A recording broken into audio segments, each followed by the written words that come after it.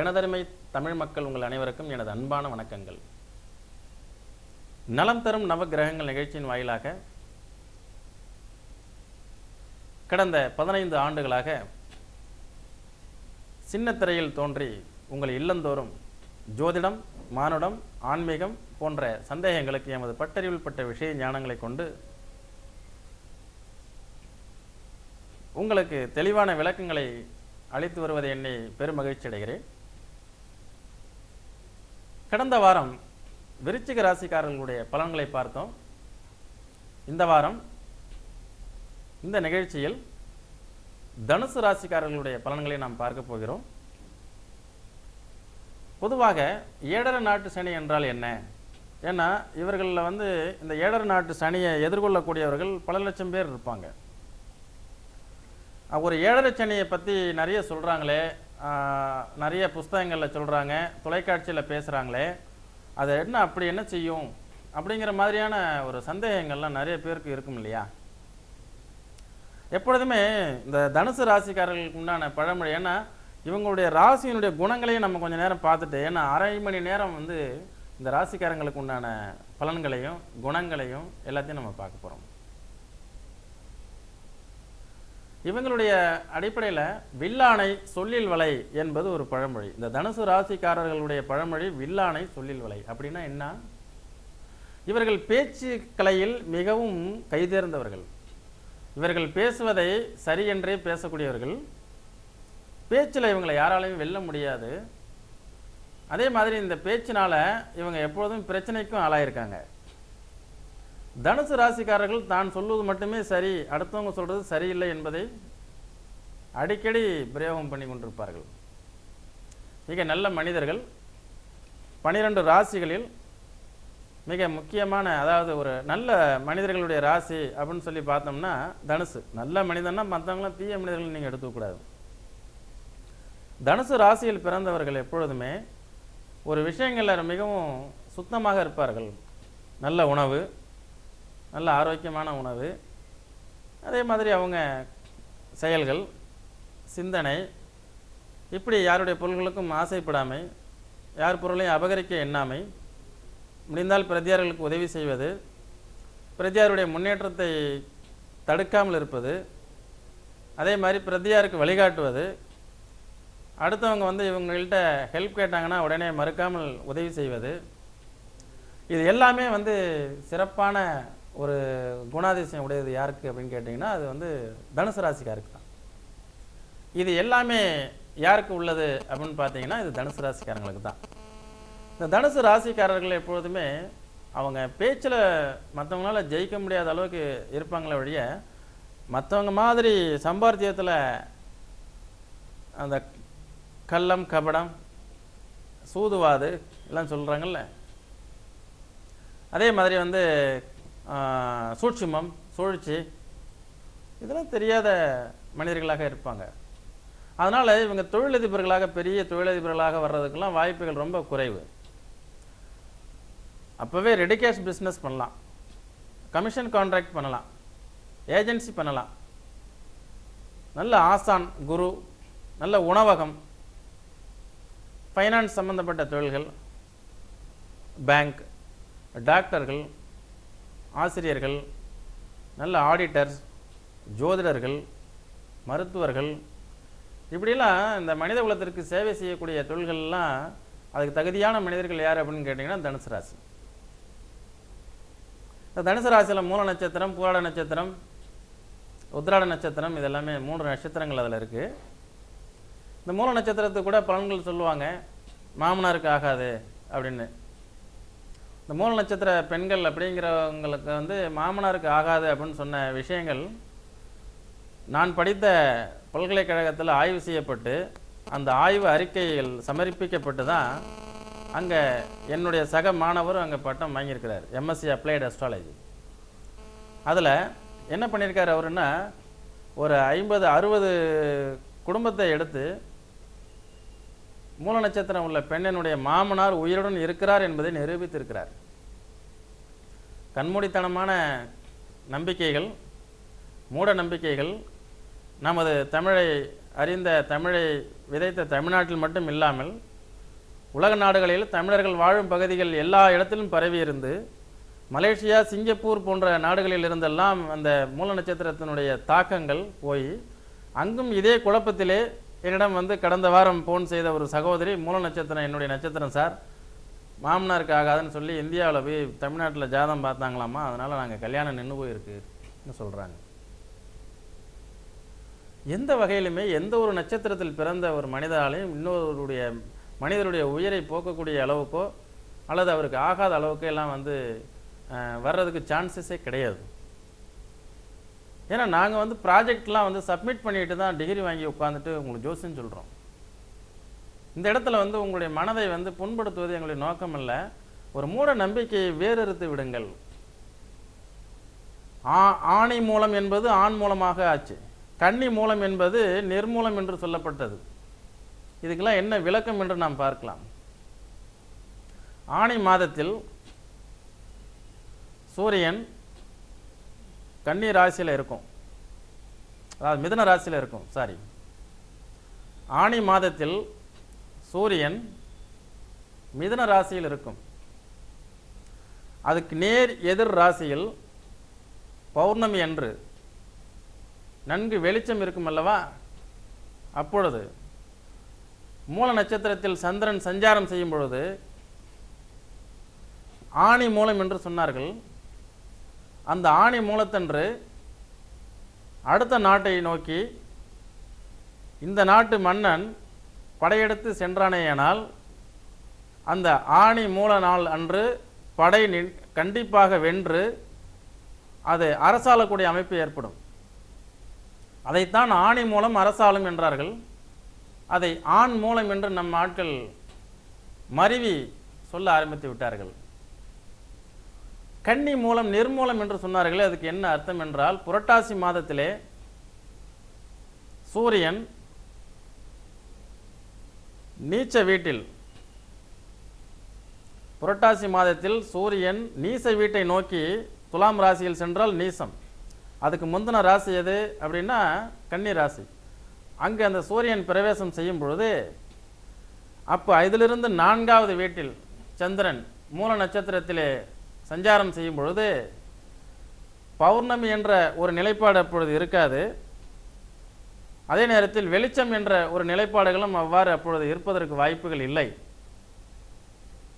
அந்த இருள் சூழ்ந்த ஒரு சூழலில் சூரியன் என்ற அரசன் என்றால் சூரியன், அந்த சூரியன் வந்து நீச்சகதியை நோக்கி செல்ல தயாராக இருக்கும் பொழுது அந்நிய நாட்டின் மீது படையெடுத்தோமேயானால் அந்த கன்னி ராசியில் சூரியன் இருப்பதை கன்னி மூலம் என்ற நட்சத்திரம் மூலம், கன்னி மூலம், அந்த படை நிர்மலம் என்று பண்டைய காலத்தில் சொல்லப்பட்ட ஜோதிட வழக்கு அப்படியே திருப்பி மாறி மாறி வந்து இன்று மருவி கன்னியை பெண் ராசி என்பார்கள். கன்னி பெண் தன்மை உடையது, அதனால பெண் மூலம் நிர்மூலம் என்று சொல்லி எனதருமை மூல நட்சத்திர சகோதரிகளுடைய மனமெல்லாம் வாடும் நிலையிலே என்று இந்த உலகமெங்கும் எத்தனையோ சகோதர சகோதரிகள், இன்னும் சொல்ல போனால் இதை இப்பொழுது ஆண் மூல நட்சத்திரத்தில் பிறந்தாலும் மாமனாருக்கு ஆகாது என்று சொல்லி இந்த நாட்டு ஜோதிடர்கள் அதை இன்னும் பரப்பி வந்து கொண்டிருக்கிறார்கள். இதனுடைய அவலம் இன்னும் தீரவில்லை. எங்களை போன்று இன்னைக்கு நாங்கள் படித்த பட்டதாரி ஜோதிடர்கள் 4000 பேர்கள் உருவாகி இருக்கிறோம். இன்னும் 10 ஆண்டுகள் போய் இது லட்சக்கணக்கான ஜோதிடர்கள் வரும்பொழுதுதான் இந்த நிலை மாறும் என்பதாக தெரிகிறது. எனவே நேர்களே, அதாவது மூல நட்சத்திரம் தனுசு ராசிக்கார பெண்கள் நற்குணம் வாய்ந்தவர்கள், பதிவிரதைகள், அற்புதமான மனிதர்களாக இருப்பாங்க. அவங்க ஹெல்பிங் டெண்டன்சி ஜாஸ்தியாக இருக்கும். அவங்களெல்லாம் தயவுசெய்து நீங்கள் நல்ல மனிதர்களை கல்யாணம் பண்ணிக்கிறதுக்கு கொடுத்து வச்சுருக்கணும். அந்த மாதிரி ஓடோடி சென்று திருமணம் செய்யுங்கள். அடுத்தது, இந்த தனுசு ராசிக்காரங்க இந்த 7.5 நாட்டு சனி அப்படிங்கிறத எப்படியெல்லாம் ஃபேஸ் பண்ணுவாங்க அப்படிங்கிறத ஒரு உதாரணமாக பார்க்கலாம். ஏன்னா இவங்களுக்கு 7.5 சனி இப்போ தான் ஃபஸ்ட்டு வரும். இந்த டீனேஜில் உள்ள பிள்ளைகளுக்கெல்லாம் பார்த்தீங்கன்னா, குழந்தைகளுக்கெல்லாம் இப்போ தான் ஃபஸ்ட்டு ஃபேஸ் பண்ணுவாங்க. 7.5ன்னா என்னன்னே தெரியாது. அப்போ அந்த நலமகாராஜாவினுடைய கதைகளை வைத்து நாம் பேசுமேயானால், ஒரு நல்ல குடும்பத்தில் நல்ல லவ் மேரேஜ் பண்ண நலம் தமயந்தி ஒரு அற்புதமான அரசன் நிடத நாட்டை ஆண்டு கொண்டு வரும்பொழுது அவனுடைய தர்மம், நியாயம், நல்ல எண்ணம் இது எல்லாமே வானம் மும்மாறி பெய்ததாக வரலாறு. அந்த மாதம் மும்மாறி பெய்யும் பொழுது, மழை பெய்யும் பொழுது அந்த அரசாட்சி செய்யக்கூடியவனுடைய நேர காலங்கள் நன்றாக இருந்திருக்கு. அப்போ மக்கள் எல்லாம் ரொம்ப சுபிட்சமாகவும் சந்தோஷமாகவும் வாழும் பொழுது ஏழரை நாட்டு சனி குறுக்கிடும் பொழுதுதான் அவனுடைய வாழ்வியலில் அவனை வந்துட்டு பார்த்தீங்கன்னா ஒரு சூதாடக்கூடிய சூழ்நிலை ஏற்பட்டு, அது யாருன்னா காலதேவதை, காலபுருஷன் சொல்லுவாங்க. அதை காலதேவதைன்னு சொல்ல முடியாது, காலபுருஷன் வந்து கலிபுருஷனாகவும் சொல்லுவாங்க. அதை அந்த கலிபுருஷன் என்ன பண்ணுவார்னு கேட்டிங்கன்னா, அந்த அவனுடைய தமயந்தியை கல்யாணம் பண்ணிக்கிறதுக்காக வரும்பொழுது, நானே அந்த பெண்ணை மணக்க போகிறோன்னு சொல்கிற மாதிரி அந்த பொண்ணுக்கு ஆப்போசிட்டாக அவருங்க கல்யாணம் முடிஞ்சதுங்கிற மாதிரி சொல்லி அவனை திருப்பி அனுப்புனதுனால, அப்புறம் இவனுக்கு நலனே அந்த தமயந்தியை கல்யாணம் பண்ணும்பொழுது அவன் சபிச்சிருவான். சபிச்சு இவனை எப்படியாவது பழிவாங்கிற பாருன்னு நேரம் கெட்ட நேரம் எப்படா வரும்னு பார்க்கும்பொழுது சனீஸ்வரனும் காத்திருக்கான். அப்போ பூஜை அறைக்கு போகும்போது, சாமி கும்பிட போகும்போது, இவன் தான் ஒழுக்கமான ஆச்சாரனாக இருக்கானே, இவனை எந்த வகையிலையும் குற்றம் கண்டுபிடிக்க முடியலையே. தனுசு ராசிக்காரர் அப்படி தானே இருக்காங்க. தனுசு ராசிக்காரங்க எப்போதுமே ஆச்சாரம், அனுஷ்டானம், இறைபக்தி, கடவுள் பக்தி, அதே மாதிரி எல்லாத்துலேயும் நான் கரெக்டாக இருக்கேன், நான் யாரையும் ஏமாத்தலை, பொய் சொல்லலை, யாரையும் ஏமாற்றக்கூடாதுன்னு இருக்கேன் அப்படின்னு வெகுளித்தனமாகவும் சரியான தானே இருக்காங்க. பெரியவர்களை மதிக்கிறேன், உண்மையை பேசுகிறேன். ஆனால் எப்படியாவது ஒரு ஒழுக்கக்கேடு வந்தால் தானே சனி பிடிக்கும். அன்னைக்கு அந்த நலமகாராஜா என்ன பண்ணுறான், காலில் புறங்கால் கழுவாமல் அவன் பூஜை அறைக்குள் செல்வதால் உடனே இது தப்பு, இது குற்றம் என்று அந்த சனீஸ்வரன் வந்து அவனை பிடிக்கிறான். அப்பொழுதுதான் அந்த கலிபுருஷன் என்ன பண்ணுறான், இவனை சூதாட்டத்துக்கு வரவழைக்கிற மாதிரி கலிபுருஷனுடைய மாயாஜால வித்தை தான் அந்த பகடையை உருட்டும் பொழுது எப்படி போட்டாலும் ஒரே மாதிரியாக விழக்கூடிய பகடையை போட்டு அதனுடைய எதிரிகளிடம் வந்து அவனுடைய பங்காளிகள்கிட்டையுமே அவனுடைய எதிரிகள்கிட்டையுமே வந்து சகோதரர்கள்ட்டையுமே இவனுமே வந்து ஏமாந்து போகிற மாதிரியான சூழ்நிலை உருவாக்கும் பொழுது இந்த அதாவது தனுசு ராசிக்காரர்கள் எப்படி இருப்பாங்க அப்படின்னா, இது நாள் வரைக்கும் எல்லார்ட்டையும் அவங்க வெளிப்படையாகவும் யதார்த்தமாகவும் நம்பிக்கையோடும் வாழ்ந்துட்டு இருந்திருக்காங்க. வெளுத்ததெல்லாம் பால் அப்படின்னு சொல்லி இருந்திருக்காங்க. அப்படிப்பட்டவங்க அவங்க என்ன பண்ணிட்டாங்கன்னு கேட்டிங்கன்னா, திடீர்னு இன்னைக்கு ஏழரை நாட்டு சனி வந்தவுடனே எல்லாத்தையும் நம்பிடுறாங்க. ஒரு பகடையை வாங்கி முன்னாடியும் பின்னாடியும் திரும்பி பார்க்கறது இல்லையா. இந்த இடத்துல தான் உங்களுக்கு தத்துவத்தை நான் கருத்தை பேச வரேன். அப்போ நீங்கள் யாராவது ஒருத்தவங்க ஒரு செக்கு கொடுக்குறாங்கன்னா அது கையெழுத்து போட்டிருக்கா இல்லையா, என்ன டேட்னு பார்க்க வேண்டாமா? நேற்று வரைக்கும் அப்படிலாம் நான் பார்த்ததே இல்லைங்க, அவர் எவ்வளோ கொடுத்தாலும் பணத்தை எண்ணி பார்க்க மாட்டேன்னு சொல்லி தானே வாழ்ந்துட்டு இருக்கீங்க. தனுசு ராசிக்காரங்கள்ட்ட பணம் கொடுக்கும்போது தனுசு ராசிக்காரங்க வாங்கி அதை முழுசாக எண்றதே இல்லையே. என்ன காரணம்? நான் எப்படி இருக்கணும் அதே மாதிரி தான் அவங்களும் இருப்பாங்கன்னு நினச்சிங்க. இதுக்கப்புறம் எண்ணி வாங்கி போடுங்க. இதுக்கப்புறம் வந்து ஒரு மனுஷனை பற்றி நல்ல தீர்க்கமாக ஆராய்ச்சி பண்ணுங்க.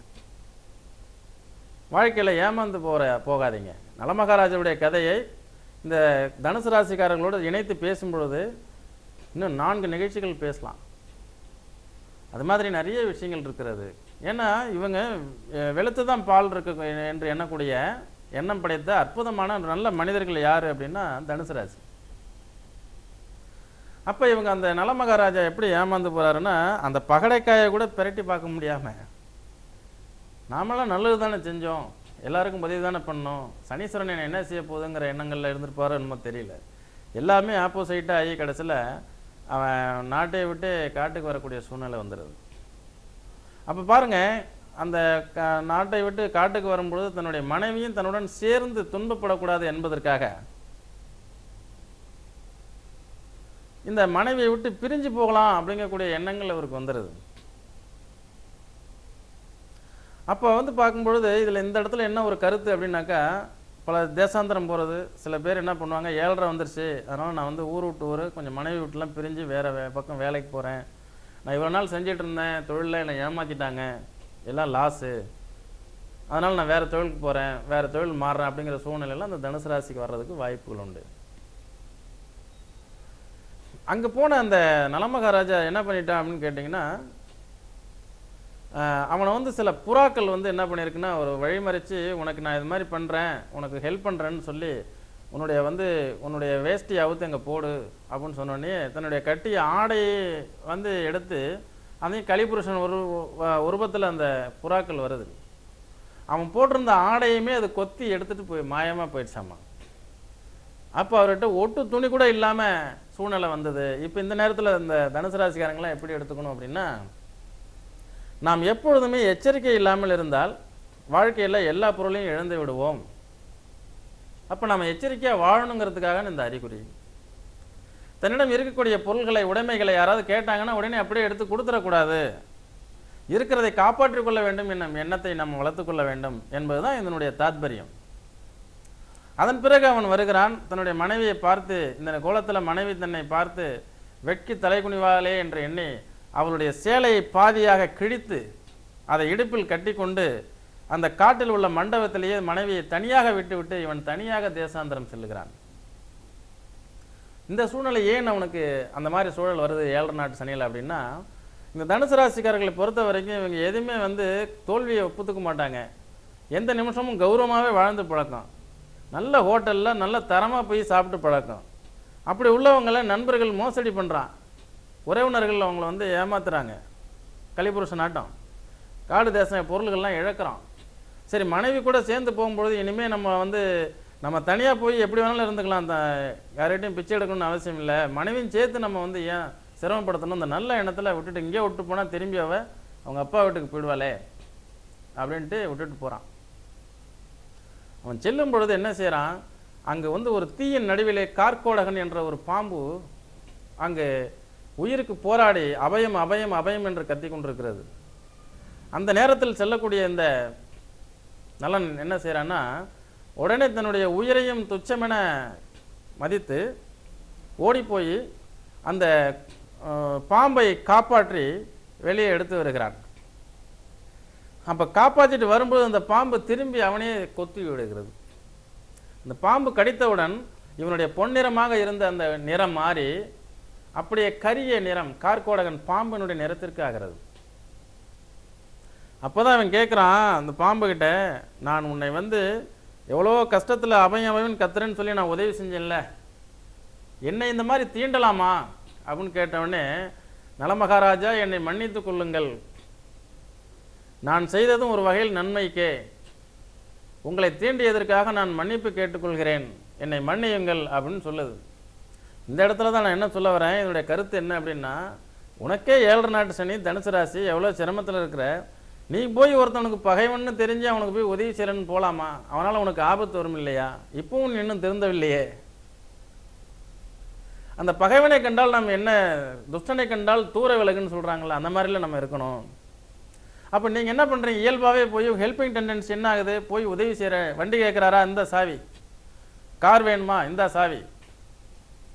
இந்த தனுசு ராசிக்காரங்க இந்த இதெல்லாம் பாகுபாடு இல்லாமல் உதவி செய்கிறங்கிற எண்ணத்தில் செஞ்சு கடைசியில் அந்த கார்கோடகன் மாதிரி அவனை திருப்பி நம்மளேவே நம்ம வண்டியை எடுத்துகிட்டு போய் எங்கேயோ ஒரு பக்கம் அடமானம் வச்சு பணத்தை வாங்கிட்டு அவன் போயிடுவான். அப்புறம் வெரி சாரி, என் சூழ்நிலை அது மாதிரிங்கன்னு சொல்கிறான். இந்த புராணங்களையும் இதிகாசங்களையும் இந்த கதைகளையும் நம்ம வாழ்வியலோடு அழகாக ஒப்பிட்டு எடுத்துகிட்டு போனோம்னா, இந்த நலமகாராஜாவினுடைய கதைகளை படிக்க சொல்லி நானும் 10 ஆண்டுகளுக்கு முன்னாடிலாம் 7 நாட்டு சனி ஆரம்பிக்கிறவங்களுக்குலாம் சொல்லியிருக்கேன் இந்த நிகழ்ச்சியில். இதே நலம் தரும் நவகிரகங்கள் நிகழ்ச்சி தான். அப்போ அவங்கெல்லாம் அதெல்லாம் பழைய நிகழ்ச்சிகள்லாம் பார்த்தவங்களுக்கு நான் சொல்கிறதெல்லாம் புரியும். அப்போ யாருக்கும் உதவி பண்ணாதீங்க.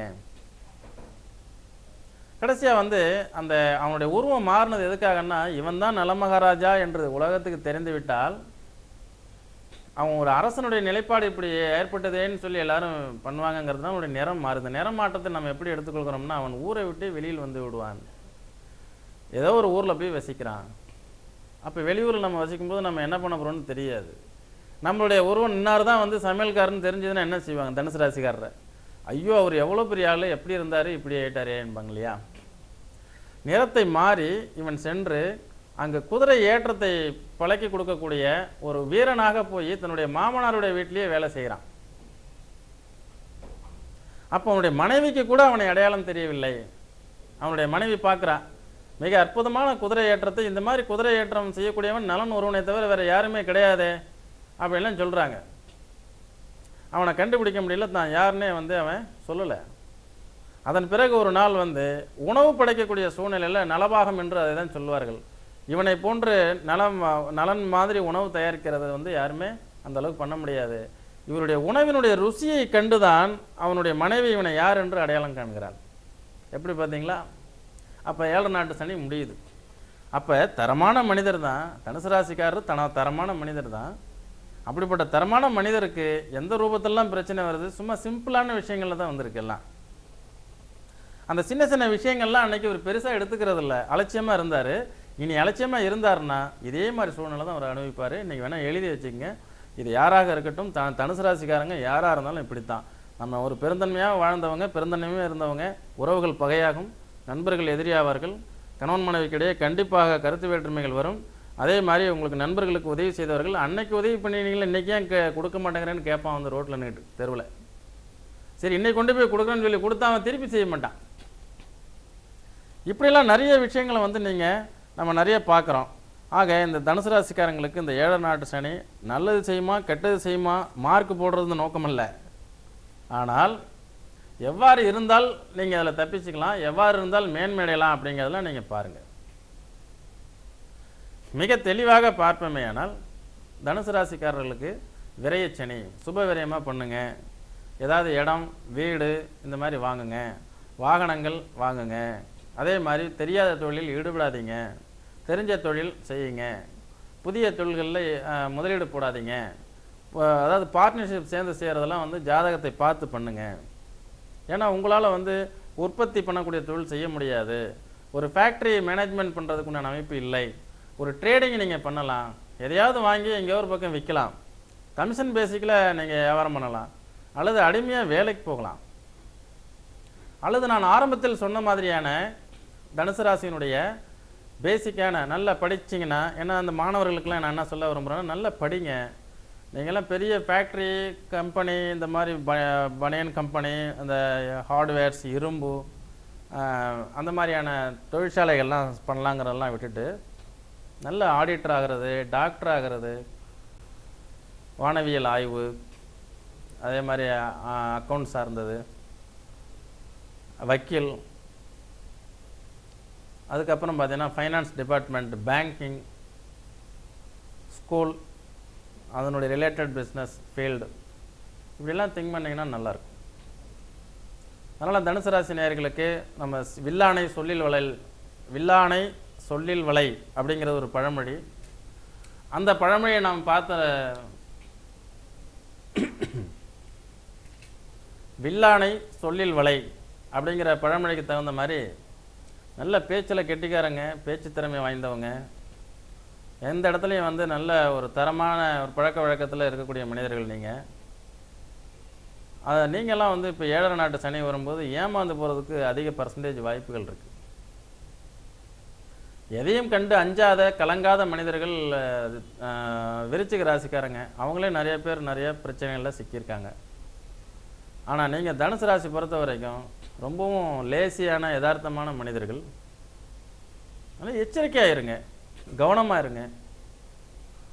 ஏன்னா உங்களுடைய ஹாரோஸ்கோப் வைஸ் உங்களுக்கு நடக்கக்கூடிய திசைகள் அதெல்லாம் வந்து உங்களுக்கு நல்ல சப்போர்ட்டிவாக இருந்ததுன்னா அந்த 7 நாட்டு சனி பெருசாக பாதிக்காது.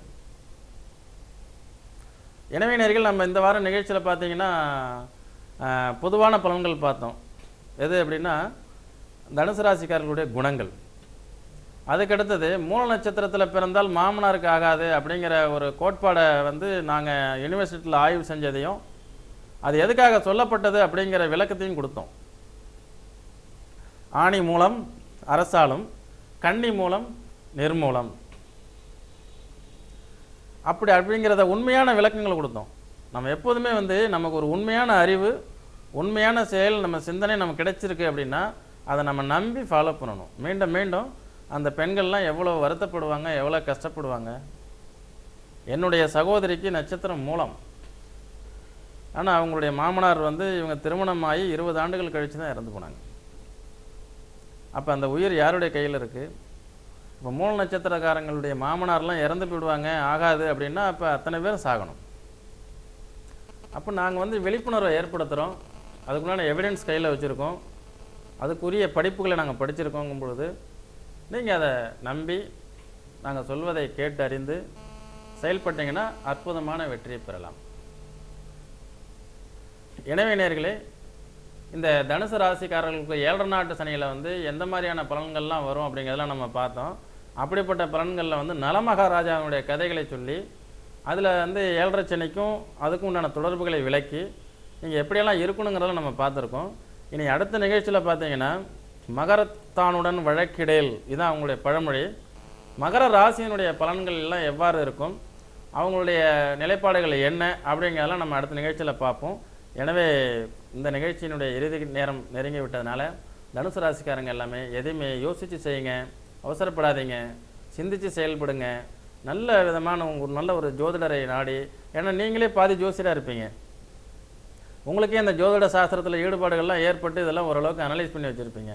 அதனால் நம்ம பெரும்பாலும் நீங்கள் அறிவுரைகளை கேட்குறதுக்கு வர்றதில்லை, ஆலோசனைகளை கேட்குறதுக்கு போகிறது கிடையாது ஜோசியர்கிட்ட. ஏன்னா உங்களுக்கே 7.5 வந்துருச்சு, அது வந்துருச்சு, இது வந்துச்சுன்னு அப்படியே மேம்போக்காக எல்லாமே தெரிஞ்சுக்கிட்டு அது அப்படியே செயல்படுவீங்க. எது எப்படி இருந்தாலும் பெரிய நஷ்டங்கள் உங்களுக்கு வராது அப்படிங்கிற ஒரு துணிச்சலை நீங்கள் பண்ணுறீங்க.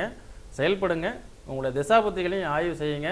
எனவே நேயர்களே, வாழ வழி இழந்தவர்கள், வாழ்க்கையை துளைத்தவர்கள், தன்னம்பிக்கையை அற்றவர்கள், அதே மாதிரி விடாமுயற்சிகள் இருந்தும் நம்முடைய மேன்மை அடைய முடியல என்ற எண்ணம் உடையவர்கள், அதே மாதிரி தனுசு ராசி பொறுத்த வரைக்கும் மிகப்பெரிய தொழிலதிபர்லாம் என்னால் வர முடியலைங்கிற ஏக்கம் உடையவர்கள் எல்லாருக்குமே வந்து இந்த சனிப்பெயர்ச்சி ஒரு நல்ல அனுபவ பாடத்தை கொடுக்கும், நல்ல அனுபவமாக இருக்கும். அதே மாதிரி எல்லாத்தையும் நீங்கள் சீர்தூக்கி பார்த்து அறிந்து யோசித்து செயல்படுங்கள். வெற்றி நிச்சயம். இன்னொரு நிகழ்ச்சியில் உங்களை சந்திக்கிறேன். நன்றி, வணக்கம்.